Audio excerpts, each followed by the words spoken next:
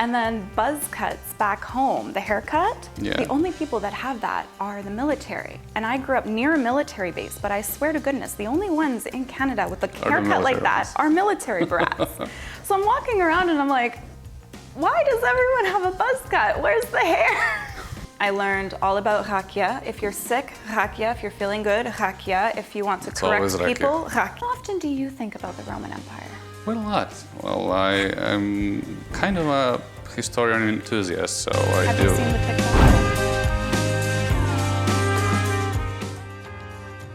Well, hello everyone. Welcome to episode 7 of our new podcast, which we call The Late Hours. And this is the first one we have in English. And the reason for that is because of our lovely guest tonight, Elixabeth Ruggeri, right? Ruggeri, okay. So Elixabeth is, what did you say, Italian, Lebanese? Lebanese, but born in Canada. Born in Canada, and she's here currently. And Elixabeth is doing a lot of social networking about our city lately, and that's how she got our attention. So we called her here to talk about Elixabeth. Well, mostly about the travel, I hope, and how beautiful it is here. Yeah, how about beautiful is here, but also we want to know a little bit about what is your life in general. How is it that you actually get to do it? So, okay, the first thing is, what did you say, Italian, Lebanese, born in Canada? How did you decide to go and start traveling around the world? So I was very, very fortunate in that when my family moved to Canada, they kept their roots back home. So when I was growing up, we would always save up, and every few years they made it very, very important to make sure that I knew my cultures that I came from and going home and traveling. So I say I got the bug from them, although Dad yells at me for wasting my money.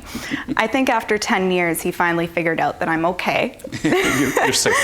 But for the first little go, it was a little rough. And then when I went to university, a lot of my fellow students that I got along best with were the international students.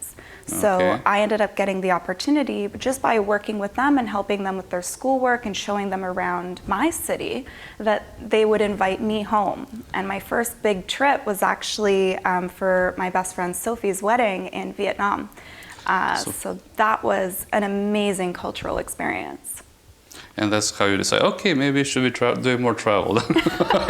I never stopped. After that, once I realized just how easy it was for me to blend working and traveling, you work until you save up enough money, you travel until you spend it all, and then you come home and work again. And you travel again, and that's how basically you get to meet all those new people, new cultures and everything.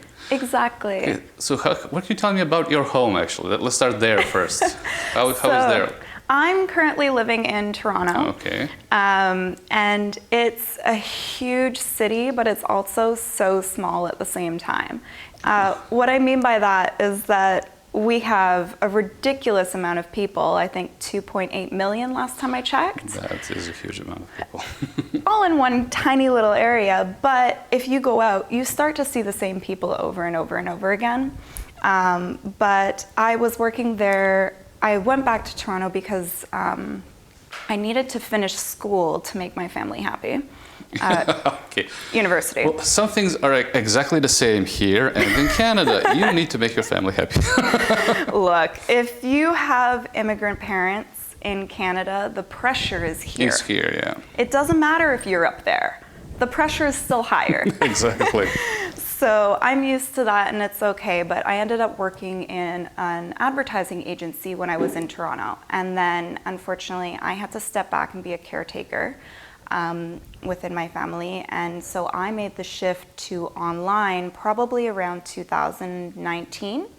But before that, I had a previous career, and I had the opportunity to work for a property maintenance company literally coast to coast. So I have worked and lived in every single province in Canada. Exactly, so already there you had your local traveling, and then that was so basically even before COVID you had online business to begin with? I've been working online since approximately 2011. So I definitely was one of the earlier adopters, leveraging social media organically for companies. And then I just got really fortunate that it would allow me to use kayaks for free in Thailand or go visit this beautiful resort in the British Virgin Islands. Or come here. Exactly, exploring niche. Okay, so how did you end up here?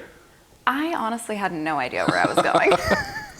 It's so silly to say, but a couple years ago, I was working with my friends online, and the only one on my team from Canada was also in Toronto. Everyone else was from Serbia. Okay. And so when I had the opportunity to come to visit my family in Italy this year, my trip got pushed back, but I didn't want to stay home because it gets really cold really fast, not cute, not my vibe. So I was just like, hey, let me come visit, and here you are. here I am. Now I'm exploring. Exploring and TikToking about lovely things you see in our city. So, okay, here's the big question. How do you like it? I love it. It's so funny because everybody here seems shocked when I say that, but it is so beautiful. The people are so kind, and I just love how quiet and green and just the simple life. Plus the silly little things. Like, or the silly little people. I found fish at the mall, and I found this fascinating that I could just go feed this duck tank of fish, and I had the happiest little moment as if I'm a child. And then my friends are just rolling their eyes at me.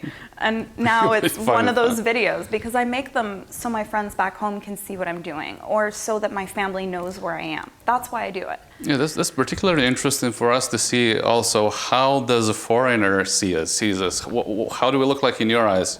So what's the silliest thing you found here? What artist? Well, okay, I can see. There's a lot of it apparently. There's a lot. First of all, I'm a coffee addict, as you can see. Going into a bakery, I expect coffee. That's not how it is here. No coffee. So here. that was a cute little discovery. The other thing are the haircuts. The haircuts and peppers. So the first time I got here, I had no understanding why every single nonna was walking around with these giant bags of peppers. Why is this country obsessed with peppers? Turns out it's the season for Ayvalık. Yes, that's exactly how it's called. Now we know. And then buzz cuts back home, the haircut, the only people that have that are the military. And I grew up near a military base, but I swear to goodness, the only ones in Canada with a haircut like that are military brats. So I'm walking around and I'm like, why does everyone have a buzz cut? Where's the hair? Yeah, well, that's interesting to see. Anything else? Honestly, I just love the simplicity of it. It's really weird to say, but living in the big city, it's so go, go, go. It's such a rush. It's always work, work, work. I can go and it's patio hour all the time. I can sit at a cafe and relax. You actually live life here. So that's one of my favorite things about just coming back to Europe, being able to slow down and enjoy the environment that you're in. That is what people usually tell us, that at least here they can, relax a bit and have fun. And life on the West in the bigger cities is fast, and it's usually work and stuff like that. It's burnout. Even if you're used to it, it is automatic burnout. Although the last thing that I did find interesting, although now I know the reason why, you don't sell alcohol at your stadiums. Oh, no, we don't.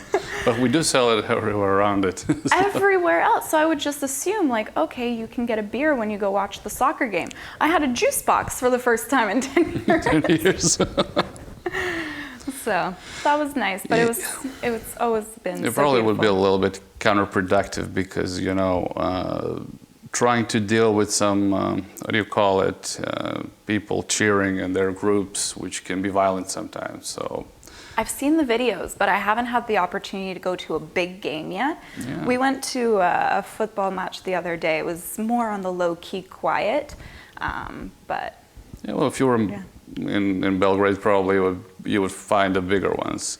I was there. Congratulations on the day that you guys won basketball. Oh, really? Well, yes, against Canada. So that was quite the And you were discovery. watching it here? No, I didn't know it happened. Okay. Canada didn't even know we had a team, okay? It's not our thing. Yeah, here we are a little bit of a sports buffs. You know, we always we're a small country. We always pay attention to sports, especially to basketball. It's a big thing here.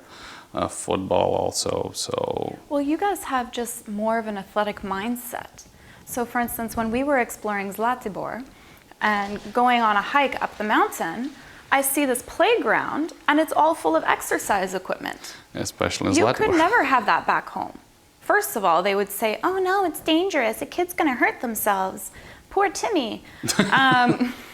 Here, it's like the little girl is pretending she's lifting weights. Of course, your athletes are amazing. Yeah, well, that's an interesting thing, you know, because here people usually tend to think that we let loose a little bit from our traditionalism, because it used to be even more, you know, back in the 50 or 100 years ago. Kids as young as 15 or 14 were working and even having, you know, 17, 18, okay, that's enough for you to have a baby of your own. Yeah.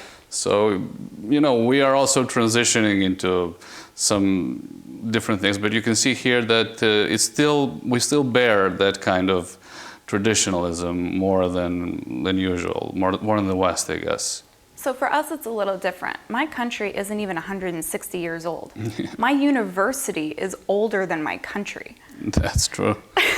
So with us, like, I think it's interesting because I grew up in a very rural area. I grew up in the middle of the forest. So you need to have a neighbor close by who still has guns, because we have bears that will come and trap you in like your garden or something like that.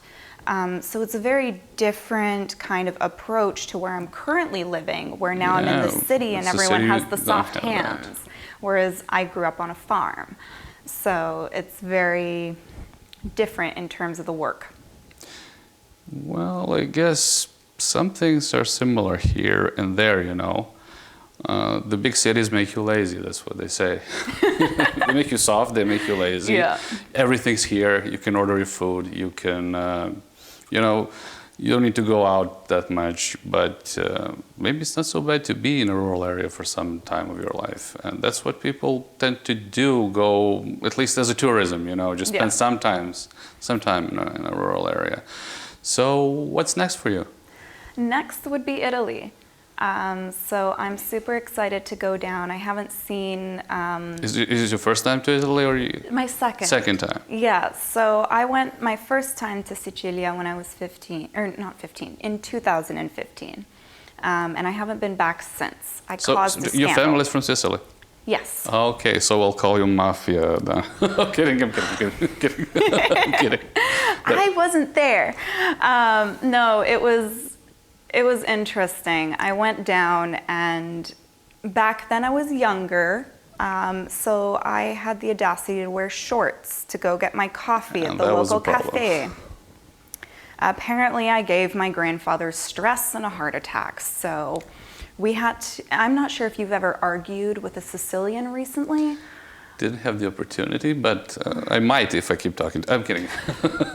It's difficult. So it took us about 10 years to mend. That shorts, so yeah. Is the longest shorts we ever had in your life. We're really good at holding a grudge, but we've managed to come back together again, which I'm so grateful for, and I'm excited to go explore and then see things around Sicily. My uncle's going to be showing me around on the weekends, similar to what I'm doing here, and just make more videos. And no shorts. No shorts. I did not bring any. And after that? After that, I don't know. I'm thinking possibly Christmas in Bulgaria. I might come back to Niš, actually. I've fallen in love with this country. It's just so beautiful here. Which Serbian words did you learn? The first one was živeli. Okay, that's it's water, but živeli, and then the eye contact is important. Eye contact when you say. And then I learned all about rakia. If you're sick, rakia. If you're feeling good, rakia. If you want to correct people, rakia. And then mostly I have, unfortunately, been working. So not as much on the words, but I've definitely explored the food. Shivapi is amazing. I've gotten completely addicted to kaimak and apparently angered all of the internet. That's apparently obvious from one of your videos, actually. It's kaimak is very prominent there. I was so disappointed. I just wanted to get the same kaimak that we found up in Zlatibor. So I go into one dairy store, they don't have it. Weird, but whatever. So finally everything's closing. I go into a mini mart just to get a few groceries late at night. And then I'm like, okay, do you know where I can go and buy some kaimak? And she's like, oh, I have. It's this little green thing. That was not what I wanted. That's not what you know. I mean, it's very good, but it's not what I expected. It's not what I wanted. And apparently, my apologies for calling it kaimak. It's not kaimak. Yeah, well, the thing is, of course, something you can find in one part of the country, you cannot find it in the other part of the country, and then people get very angry when you... That's the traditionalism I keep telling you about. No, that's not the real thing, this is the real thing, but in the other thing, it doesn't matter really, you know? The thing that matters is that you feel good and that you found something you really like here. Exactly. That's something to remember us by. 100%. I don't think I could ever forget Serbia. Like, this is the most... I know I keep saying the word beautiful over and over again, but I'm a solo female traveler. Yeah, that's... I've been to over 100 countries. There's a reason I wear a ring when I travel. It's mostly just to protect myself a little bit. But this is the first time I can walk home alone. I don't have to worry about somebody casing out my apartment because they saw me wearing jewelry when I went out. I actually have personal space in the club. You could never have that back home. Like, it's just actually a very safe community to be in, and I'm just amazed. Yes, it actually is, you know. Basically, and that's a good thing to have that kind of image which you can portray about us in the world, because it's the truth. And because we know there used to be, you know, back in the 90s, there were wars in these parts of the world, here in something in our country and countries around it. So I suppose that people sometimes, you know, when you ask them where is Serbia, they think it's in Africa. They think it's somewhere, I don't know, some kind of a wild tribe or something. But I think it's so far remote from that you can see it.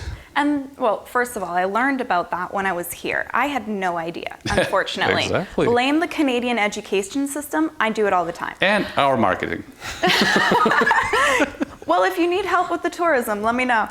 Absolutely. But I learned about the invisible plane and the microwaves. Oh, that's one of the things clever. People always learn about. But the other really big distinction that I noticed about the communities here, and it was especially apparent in Zlatibor, is how freely the children can run around.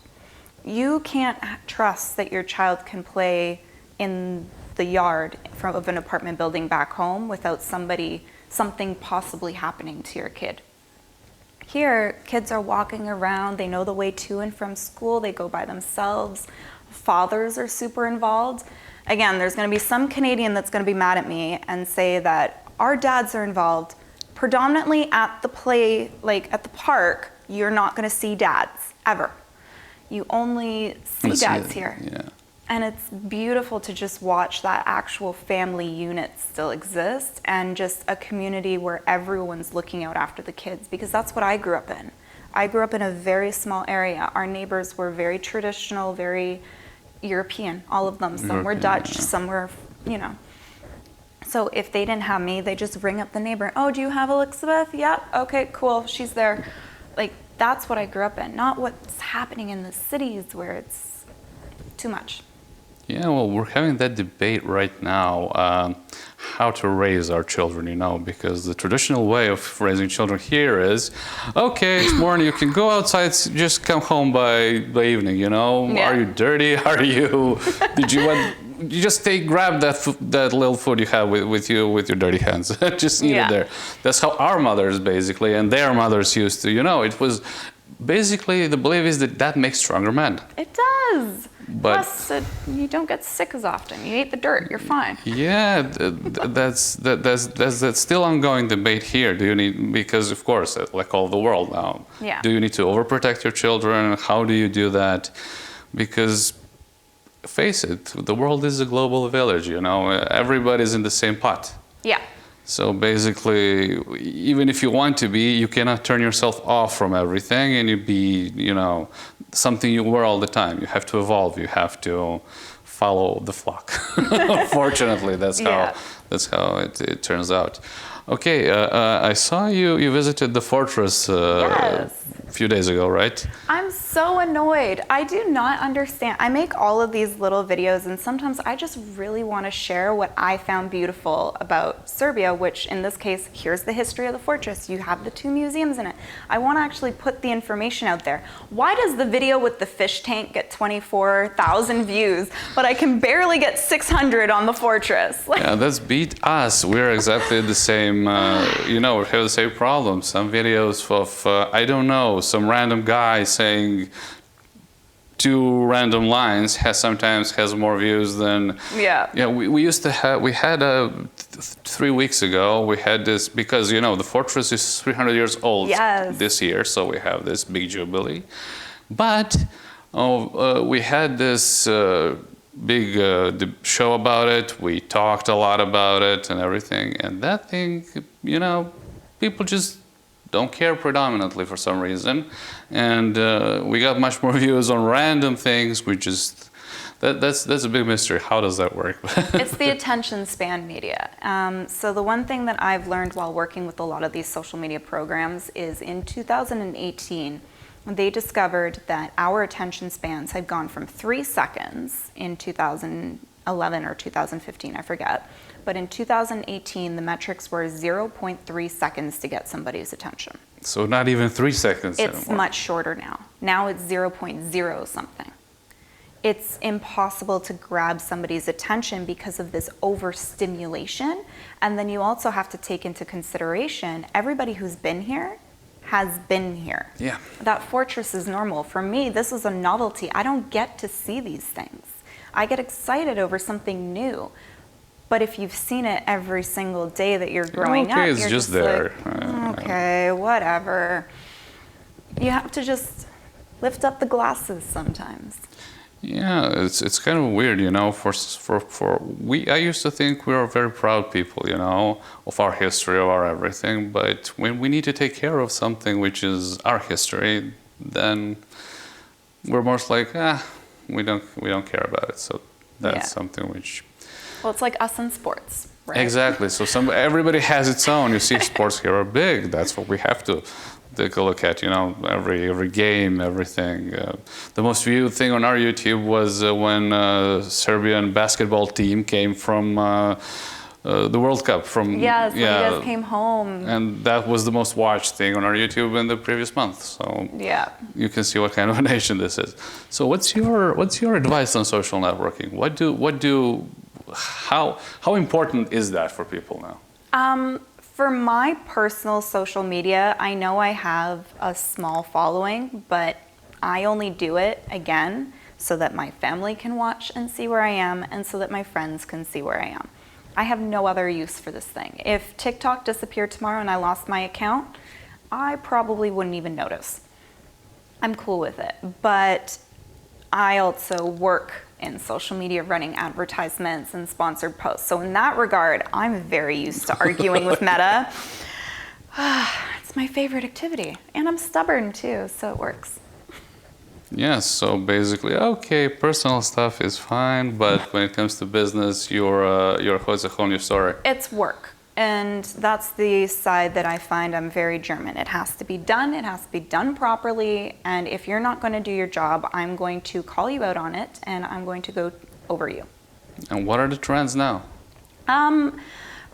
Besides Taylor Swift and Travis Kelce? Besides Taylor Swift and Mostly I find it's looping videos and grabbing somebody's attention. So there's a lot of TikTokers that do it really, really well, where you can't tell where the beginning or the end of the video is. So then people loop it and you're getting more views. Yeah. If you do not have a higher view rate on your video, it won't get pushed out. So obviously it always loves faces on your thumbnail. Yeah. But then in terms of actual views, if people just like it, it'll push it out and get likes, but it will stagnate, as you can see with a few of my videos. Yeah, people need to look at it all. If you're getting emojis as your comments, that's not valuable. But if you're getting a lot of text, and for the engagement and people are actually watching it through, this is why I prefer to make shorter videos, because the odds of my completion rate being higher on a 6-second video versus a full minute video, Exactly. it's much easier. So I'm having trouble with the longer videos because the retention issue and attention spans. The other thing I've noticed is if you take a video that you think is good, cut down and remove every single space. Yeah, every breath, So that way it feels rushed when you're watching it as a normal human. It feels on pace when you're on your device. Yeah, Whatever. that's one of the things we are actually discussing here actively, you know, because we are television. We come from that traditional editing where things are long and slow. And that's something we really are working on changing right now and catching out that new editing process, which is much more tedious, basically. So tedious. Because you have so many things you have to put in there. Why does it take 2 hours to edit a 3-second or like a 3-minute video? Yeah, exactly. Why? Because you have so many cuts, you have so many changes, so many transitions, so everything has to be all the time on the screen, basically, to grab somebody, to keep someone's And then the attention. video of the dog as the Serbian roadblock is what wins the day. Yeah. I can't win. I've just learned. It's fine. Well, it's basically like a lottery. That's what I've learned. Yeah. Sometimes it just goes, sometimes it just doesn't go. Sometimes you spend hours and hours on something which just doesn't work at all. Exactly. But it is interesting to see, like, for instance, right now, really great opportunities for any time you have events happening are utilizing the lives and getting those ones going, because then they get attraction to your profile that might then get people to go back and watch the videos. The other thing that I've been using are like playlists. So if I have one video about Serbia that's not getting a lot of views, but the other ones are, I just stick it into that playlist, and now when people watch, it goes on to the next one, and then I get. That's a good advice. Yeah, and then you can actually highlight some other issues or videos that people weren't paying attention to. Oh, that's interesting. The next topic I want to ask you about is politics. Oh, yeah, lovely. that's the one. But I saw you shared a video from Varoufakis, right? About Europe. Is Europe dead, or what is going on with Europe? What's your worldview? My worldview is we no longer, and this is a worldview, this is not on Europe, we no longer have the same level of powerful leaders that we used to. How do I say this without getting in trouble back home? We've lost our seat at the UN. You can just tell me, everything applies to everything but Canada. Exactly. I don't believe that the US is this big muscle representation that it thinks that it is anymore, especially in the last decade. Canada's always been very quiet but still respected. I don't know if we still have that or are even considered important anymore. Yeah, well, your prime minister is quite famous, though. Oh yeah, for his assets and his socks. Yeah. It's a minority government. That's what I always tell the people Yeah, back home minority that I government is argue with. always not a powerful government. And so. unfortunately, what we've noticed in America predominantly is that their route with politics has been social media and reactionary viral moments. That's all they cater to. Well, that doesn't accomplish anything. Then you have also, you got to realize, we're babies. And then you have countries that have been going on for hundreds of years. They're thinking long term. They're playing chess. They're playing checkers. So whatever your opinion on Merkel was, she still was the Iron Lady of... Probably the last Iron Lady in the last decade anyway, so... Right? So who's going to be next? Have we had enough time to develop that person? Has any effort been put in to develop that? Or have they all just been looking out for themselves? Yeah, well, thinking like we don't have the world of that World War II generation, which had Churchill, which had FDR, which had Stalin, which had some really strong people who actually really were capable of changing the world. And yet we also still have the same disasters. I do not want to equate to the Holocaust, but I do want to say that there are other genocides happening. Yes, all the time. There are other tragedies happening worldwide. Why are we so desensitized to it? With World War I, they withheld journalistic ability to share images and video. Okay, mind you, the quality was terrible back then, but they still made a purposeful effort to hide that from the people because they thought that they could not see that. World War II, they made it, no, they have to see this. We have to say never again. Okay, but we're doing it worldwide right now. Everywhere. Because we see it and, oh, it's fake. Oh, it's this. Oh, but it's not as bad as, I don't care. Stop it. Just because one person is suffering and another person is suffering, it doesn't mean that we should not care that anyone is suffering, right? And anyway, watch Star Wars, look at America. Yeah, you can find some parallels in there. Just a couple. But also you can look at the fall of the Roman Empire, which is also the same parallel in there. How often do you think about the Roman Empire? Well, a lot. Well, I'm kind of a historian enthusiast, so I Have do. you seen the TikTok? Which one? Probably didn't. So there's a viral TikTok that was going around asking men, how often do you think about the Roman Empire? And we have figured out men love to think about the Roman Empire. Yeah, they do. Random. But there are some parallels, actually, now that you mentioned Star Wars and everything. Yeah, there always is. But I think at the end of the day, you can only do what you can do. My grandparents came to Canada for a better life. My other side of the family also fled war in the Middle East. And what they've always taught me is, first of all, they made very certain that I did not inherit their biases. If I said something that could even be construed as rude against another culture, I was put in Chinese school for 3 years. My apologies, I'm sorry. See, this is completely different. Here it's education and it's exposure, because when you don't know and you put yourself in a box, you're closing yourself out from the world.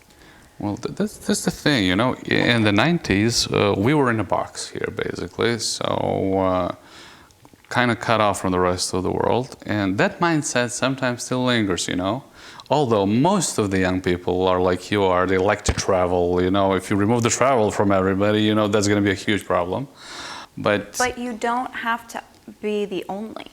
Exactly. That's it. I come, again, Sicilian grandfather.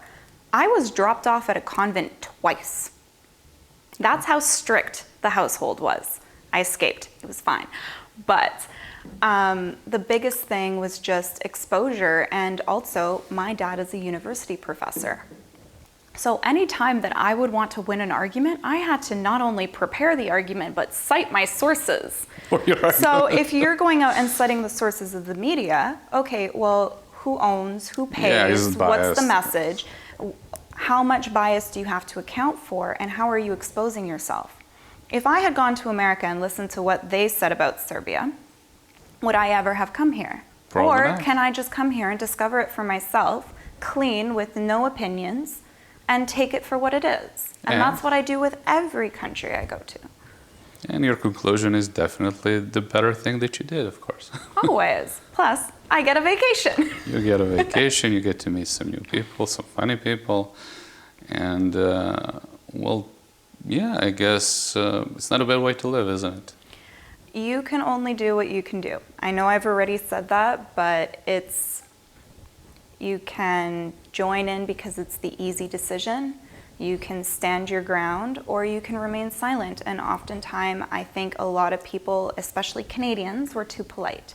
So they'd rather stay silent, not get involved. Don't say that, it's controversial.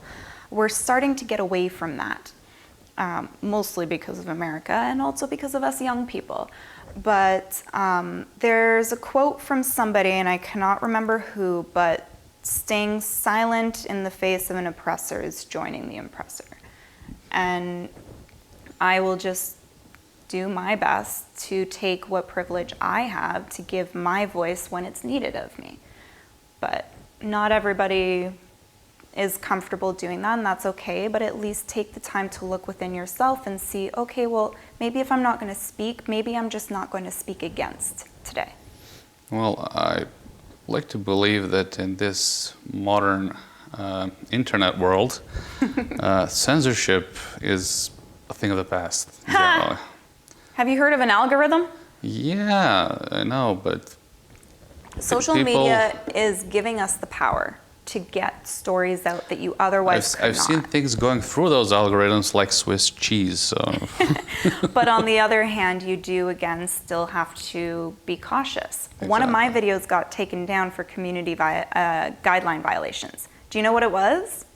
Me making a video about sports betting in Serbia. For every Tim Hortons in Canada, Serbia, of course. for every Tim Hortons in Canada, there's a sports betting place here.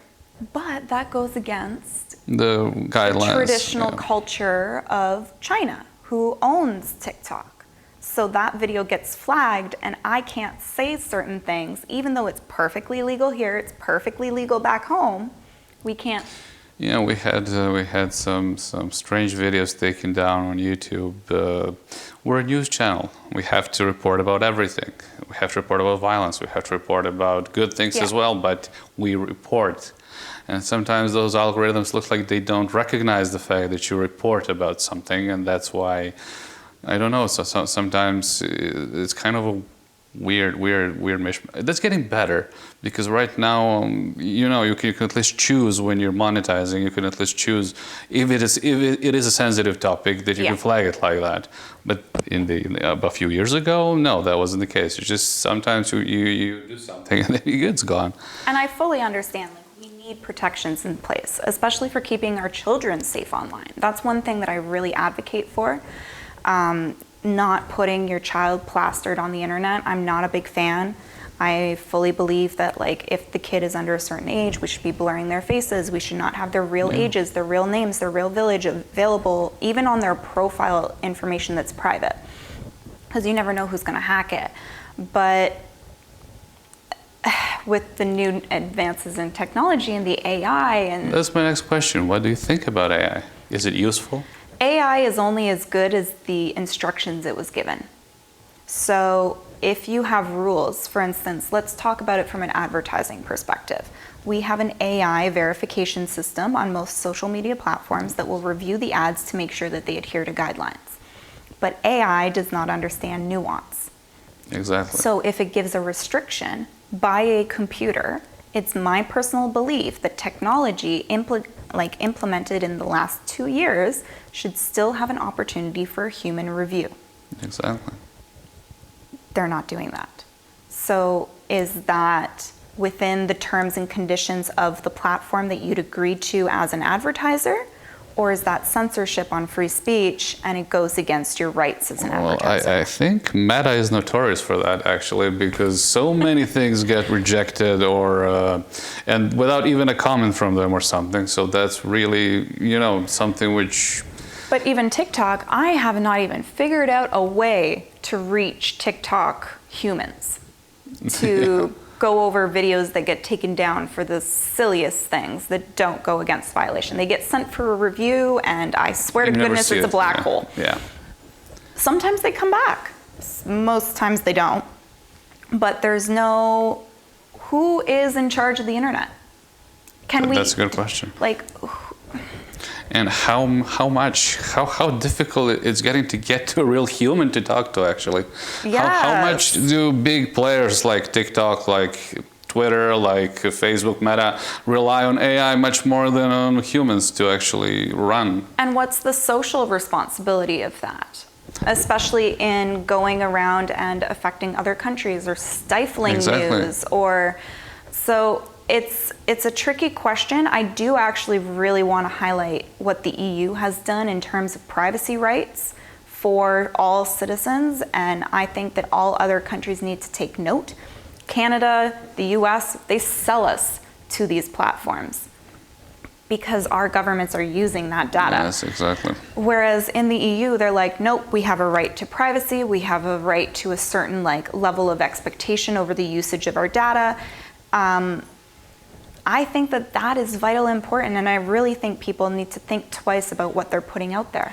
In the 90s, we always remember the internet's permanent. You remember hearing that over and over. Yes, and the internet is permanent, by the way. They're not telling the kids that. It's like if you delete something, you really deleted it from some server or something. It is difficult to do an internet scrub. I've done them a few times. It's expensive, it's difficult, and somebody still has a hard copy somewhere. That's on their computer somewhere, just waiting to... Or even on a USB, you never know. You never know. Yeah, especially speaking of AI and children, the generative AI is one of the greatest problems. Not children, just anybody, and that's what I'm trying to say. Because now you always had that fake profile everywhere, identity theft. Now that can be so convincing that, it can put you into some problems you can never get yourself out of just because somebody just decided to use the information that you yourself put online. And the other thing is tools like ChatGPT. Everything you put into ChatGPT in the terms and conditions is actually being allowed to be used to train ChatGPT. If you write your CV, how many of those personal information questions, where you went to high school, what your birth date is, your address, how much of that is your personal verification systems to get into your bank? Exactly.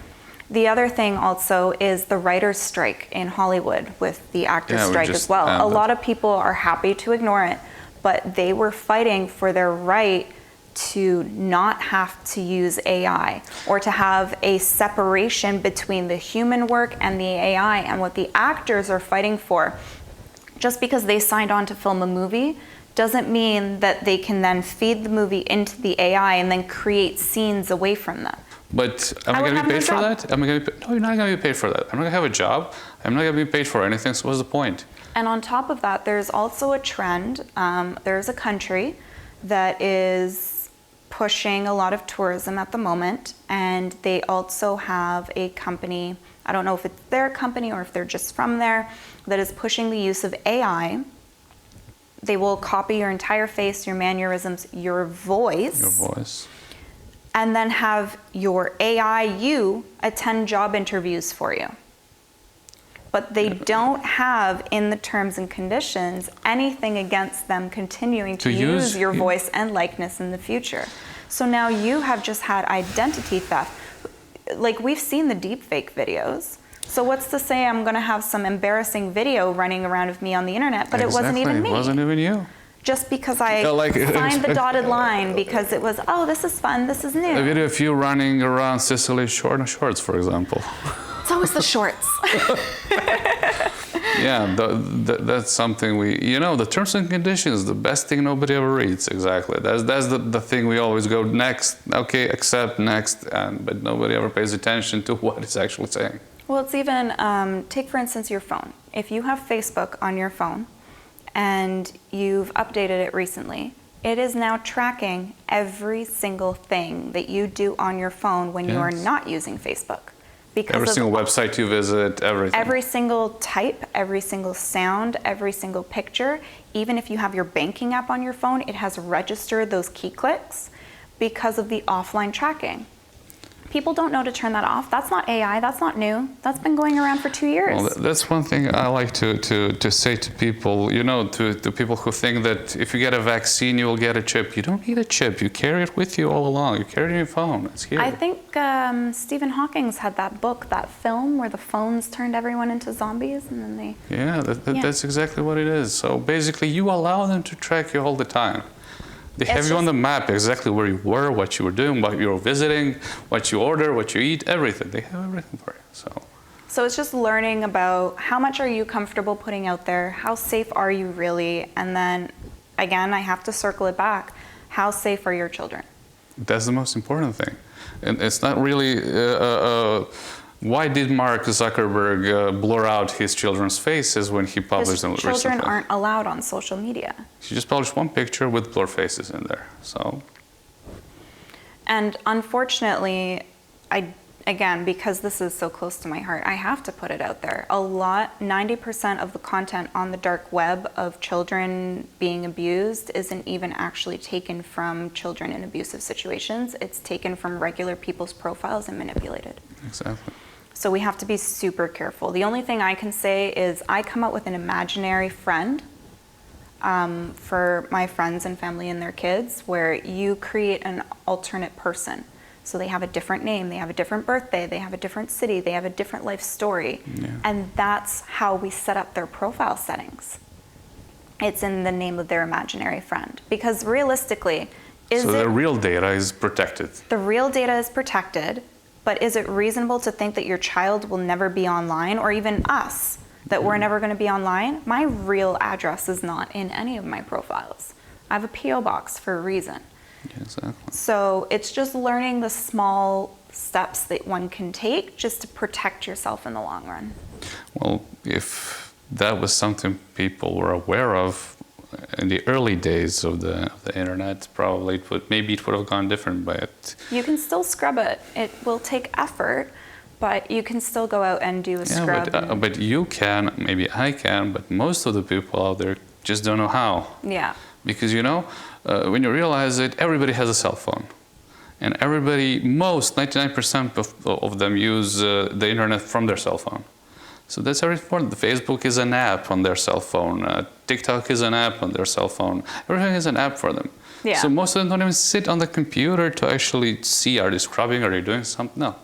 So that's what you have to take into consideration, that most of the internet users are not capable of doing that. Although I do have to say, since we're talking about kind of the movement of different countries and the advancement of technology, with the arrival of Web3 and new technology and crypto and all of that stuff, did you know that Germany is making it mandatory to take a course to learn about crypto, even if you're not going to use it, if you're going to pursue a degree in finance or business, because you have to, at the very least, have the base knowledge of what... What do you do? That's a great idea, by the way. Set up an imaginary friend for your child if it's to do that. That's something I never thought of. And then it's just taking it back to the basics. Do you know how I got that idea? I was obsessed with spies as a kid. Really? James Bond and stuff like that? I was convinced. Now I just get to travel the world and be myself. So thank goodness it's much easier and a lot less risky. Yeah. Well, this was a very fun conversation. I mean, I think we could go on like this for hours and hours and hours, but then the retention of everybody is not going to be, no. Sorry guys, blabbermouth. I can't help it. Thank you for being here. Maybe we can say that if you decide to come back again after Italy and after everything, you can come again and we can do some more talking. I would love that, absolutely. That would be great. So then we stay in touch. Yeah. A što se nas tiče, sad ću na srpskom da kažem, mi smo došli do kraja još jedne epizode emisije podcasta u Sitne Sate. Tako da hvala našoj gošći, a mi se vidimo sljedeći put.